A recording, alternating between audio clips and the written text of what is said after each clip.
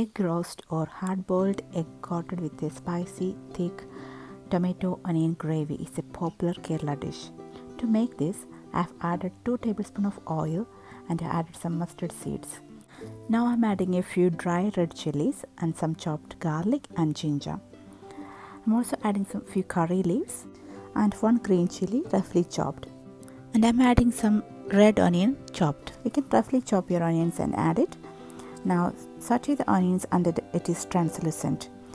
Add a little bit of salt along with that so that onions cook easier. Now for the masala, I have added turmeric powder, red chili powder and some fenugreek seed powder, coriander powder and some garam masala.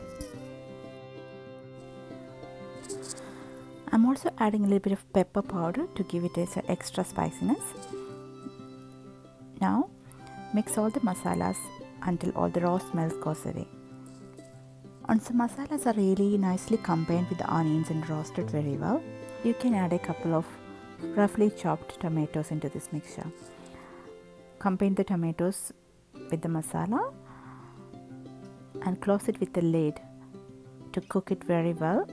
Once the tomatoes are nice and mushy, you can add hard-boiled egg into this mixture.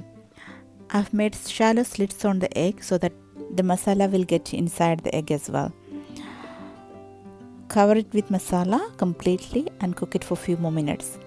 Now your spicy hot Kerala egg roast is ready to be served. Enjoy!